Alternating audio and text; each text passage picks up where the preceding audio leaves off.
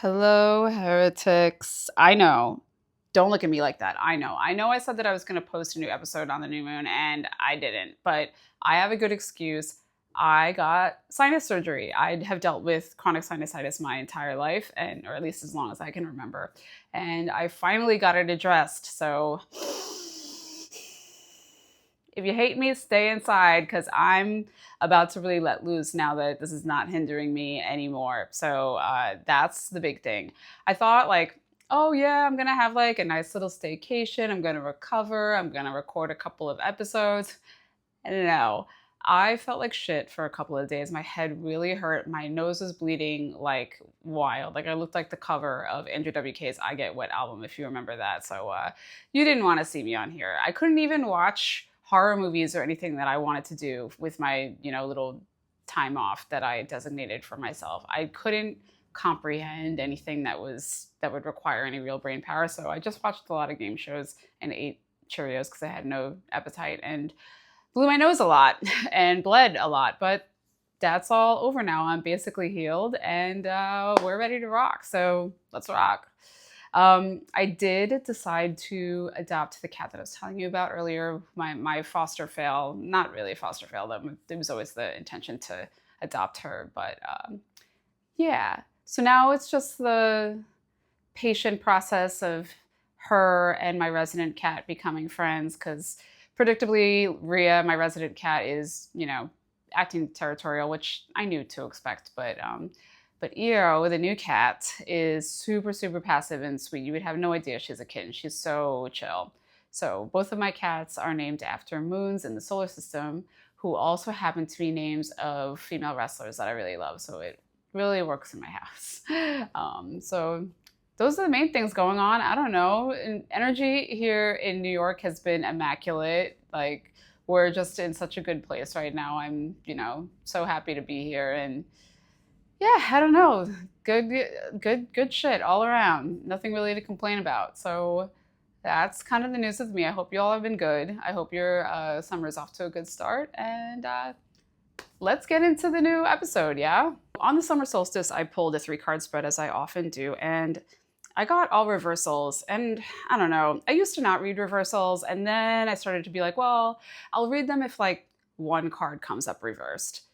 Like if it's sticking out to me, it's trying to call my attention to the fact that it's reversed. And now I read them in general, but I still kind of have a little skepticism. If I get a lot of reversals, I'm always kind of like, nah, did I not shuffle these right? Like, was this the best way to give me this message instead of just picking other cards right side up, And then I looked at the spread and I was like, actually, this was the perfect way to deliver this message. Because if I were to have taken these cards right side up, I would have seen a pretty common pattern that a lot of us fall victim to, that we eventually have to kind of evolve out of.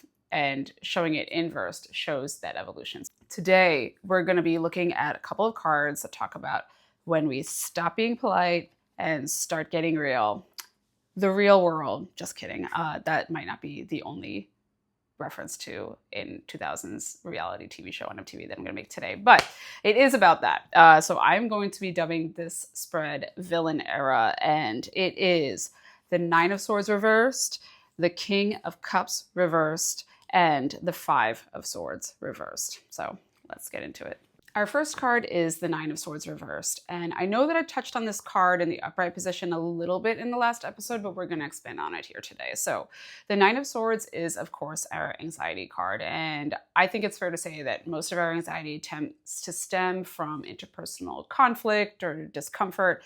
And given that we have 2 figures fighting engraved on the bed frame in the illustration of the 9 of Swords and the other cards that are in this spread, I feel pretty strongly that's what we're talking about here. So the card coming up reversed doesn't say that we don't have anxiety or that our anxiety isn't real, but it does prompt us to put it under a magnifying glass and take charge of our brains a little bit.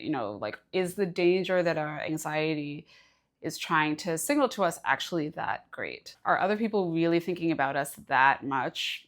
Unless you're in an active conflict with somebody, probably not as much as you think. Is our fear of being disliked or gossiped about getting in the way of what we really want?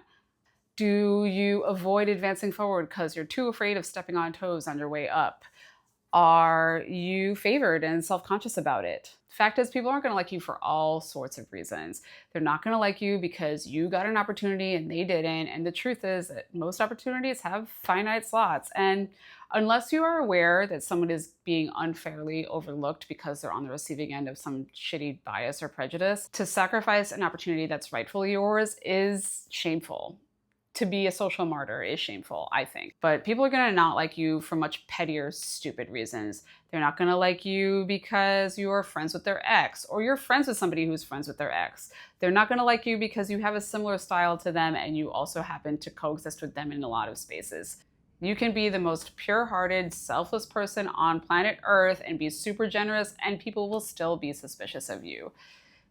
Do your protective magic and say yes more often. You know, the danger that your anxiety is trying to signal to you, it's really not that big of a deal. And fact of the matter is, if somebody doesn't like you, they're jealous of you, and you try to kill them with kindness, that can work, but it also can piss people off even more. Like, it really is a fool's errand to try to placate to people like this. You're gonna be polarizing no matter what you do. You might as well be yourself and say yes to the things that are offered to you. The next card in our spread is the King of Cups reversed.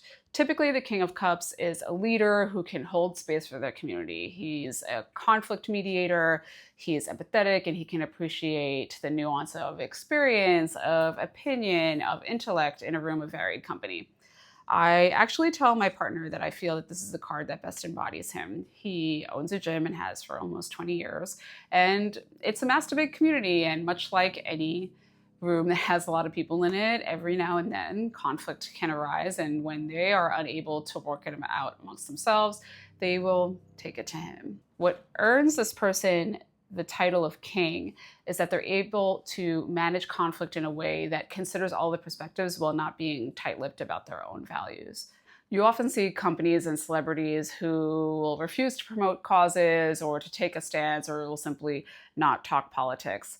That's not King of Cups behavior. That's coward behavior. That's King of Swords reversed behavior. That's something else.